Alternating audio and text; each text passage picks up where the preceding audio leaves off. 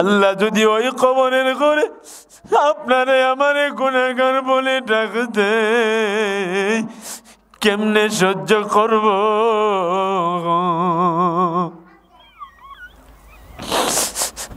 আল্লাহ যদি তোমারে আমারে কবরে জাহান্নামী বলে ঘোষণা করে দেয়, কি জবাব দিব গো?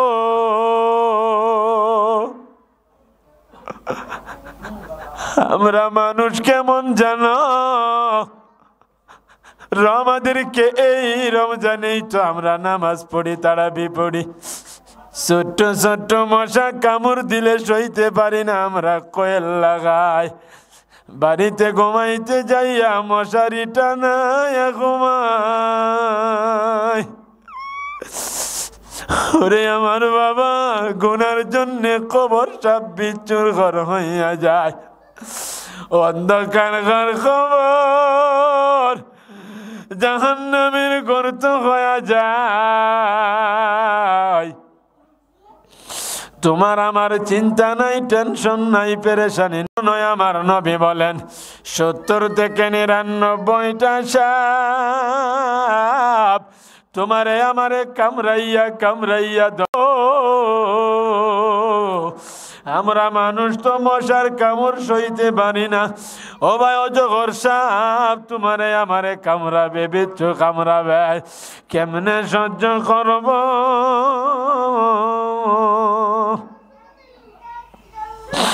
তুমি আমি এই কবরের আযাব সহ্য করতে পারবো না। এই জন্যে 2টা পায়ে ধরে বলে যাই, যা করছো করছো আর কইরো না, যা নামাজ 400 আর চাইরো না, যা রোজা 400 আর চাইরো না। আজকের এই দিনে আল্লাহর বইটা অন্তরে লইয়া আল্লাহর কাছে তওবা করবা, আল্লাহর কাছে মাফ চাইবা, ক্ষমা চাইবা। গুনাহ মাফের মাস, গুনাহ মাফের মৌসুম চলতেছে। এই জন্যে সবাই দিল থেকে, কলিজা থেকে গুনাহ মাফের জন্য আল্লাহর একটা ডাক দেন, বলেন না আল্লাহ। সবাই একসাথে আল্লাহর একটা ডাক দেন, বলেন না আল্লাহ। অন্তর থেকে আল্লাহরে ডাক দেন, বলেন না আল্লাহ। ও ভাই, ইফতারের সময়, এখন গুনাহ মাফ করার সময়। এ ভাই, রোজা কবুলের সময়। গুনার কথা স্মরণ করে আল্লাহর একটু মহাব্বতে ডাকেন, আল্লাহ আল্লাহ আল্লাহ আল্লাহ আল্লাহ আল্লাহ আল্লাহ আল্লাহ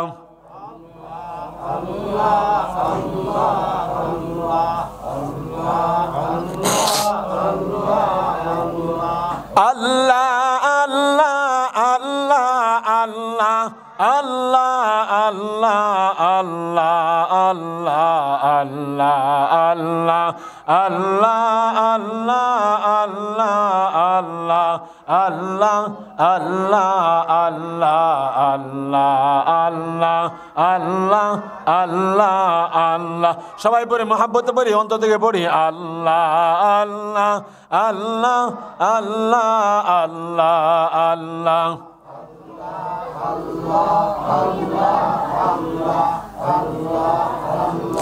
আল্লাহ আল্লাহ আল্লাহ আল্লাহ আল্লাহ আল্লাহ লা ইলাহা ইল্লাল্লাহু মুহাম্মাদুর রাসূলুল্লাহ সাল্লাল্লাহু আলাইহি ওয়াসাল্লাম।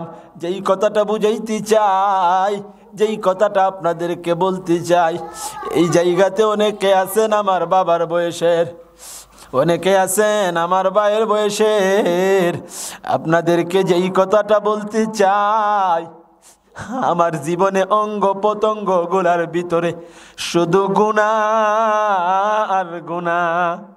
আমার তো হাতের গুনার অভাব নাই, আমার তো পায়ের গুনার অভাব নাই, চক্ষুর গুনার অভাব নাই। এই দুনিয়াতে যাদেরকে আপন বানাইলাম, দুনিয়ার কেউ তোমার আমার আপন না, দুনিয়ার সবাই তোমার আমার স্বার্থপর স্বার্থপর। দুনিয়ার কেউ কারো আপন না। তোমার কবরে তুমি হিসাব দিবা, আমার কবরে আমি হিসাব দিব। ও ভাই, আল্লাহর কসম খেয়ে বললেও ভুল হবে না, তোমার স্ত্রী, তোমার মা, তোমার বাবা, তোমার ভাই, তোমার বোন, তোমার ছেলে মেয়ে কেউ কারো আপন না। হে ভাই, নিজের জন্যে কাঁদ, সময় আছে কাঁদ। গুনাহ লইয়া কেন তুমি কবরে যাইবা? তুমি কেন গুনাহ লইয়া কবরে যাইবা? এ কেন পাপী হইয়া কবরে যাইবা? কেন বেরোজগার হইয়া কবরে যাইবা?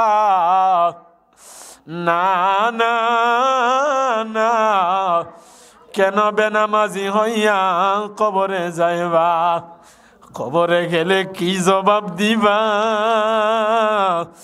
আমি কি জবাব দিব? আমার দি মসজিদের খাটিয়ার মধ্যে শুয়ায়া, মসজিদের খাটিয়ার মধ্যে শুয়ায়া ঈদগাহে থেকে লইয়া কবরে কপাট লাগাইয়া দিবে। কপাট, দুইজন আপনজন কবরে নামবে, তারা কবর থেকে ওইটা যাবে, আমার সঙ্গে কেউ থাকবে না। এই জন্যে তুমি আমি ওই কবরে কেমনে থাকবো?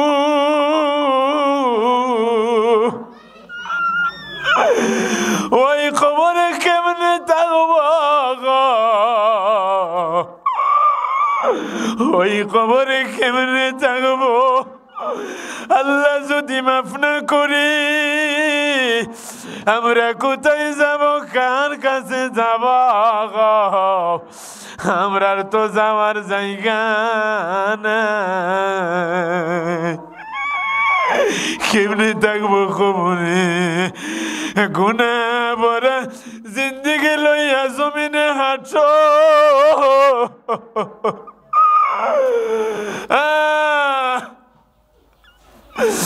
নামাজ চাইরা জমিনে হাঁটো, রমজানের রোজা না রাইখা তুমি জমিনে হাঁটো। কি জবাব দিবা? কেমনে কবরে থাকবা?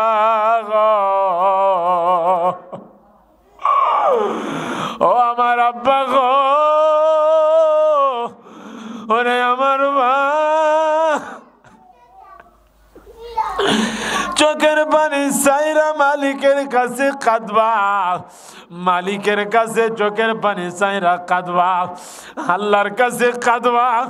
একটা চক্ষু যেন পানি ছাড়া না থাকে। এখন গুনাহ মাফের সময়, ইফতারের আগ মুহূর্তে এলাকার বাইরা ইফতারের আয়োজন করছে। যুবক ভাইরা, এই ইফতার মাহফিলে একটা চক্ষু যেন কান্না ছাড়া না থাকে। দুনিয়াতে কাঁদো, এই দুনিয়াতে কাঁদো, মরার পরে কবরে তুমি সারা জিন্দেগি কাঁদবা, লাভ নাই, লাভ নাই। এই জন্যে দেখবা, এই দুনিয়ার জমিনে যেই সকল মানুষগুলা আল্লাহর জন্যে পাগল, আল্লাহর ইশকে প্রেমে দেওয়ানা, তারা কাঁদে, লাফায়। চরমনায় গিয়ে দেখবা তারা মুসুর মারে লাফায়, তারা মুসুর মারে লাফায়। কেন লাফাই জানো? তারা দুনিয়ার কোনো কিছু চায় না, গুনার কথা স্মরণ করে না, গুনাহ মাফের জন্য লাফায়, গুনাহ মাফের জন্য, আল্লাহরে খুশি করার জন্য কাঁদে। তোমার আমার চক্ষুতে পানি নাই, তুমি আমি কাঁদতে পারি না। কান্নাওয়ালা চক্ষু বানাও, কান্নাওয়ালা চক্ষুর বড় দাম, কান্নাওয়ালা চক্ষুর বড় দাম। এই জন্যে আজ থেকে নিয়ত বানাইবা 5 ওয়াক্তের নামাজ পড়বা, রমজানের সবগুলি রোজা রাখবা।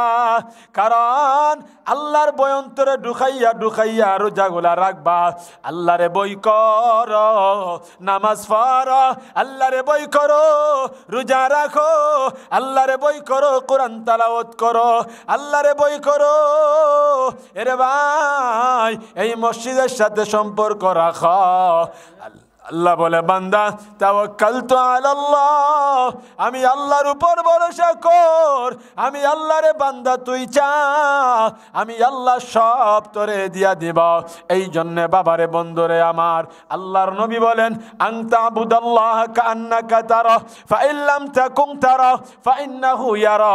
নবী আমার বলেন, তুমি যখন কোনো ইবাদত করবা, মনে করবা আল্লাহরে দেইখা করতেছ।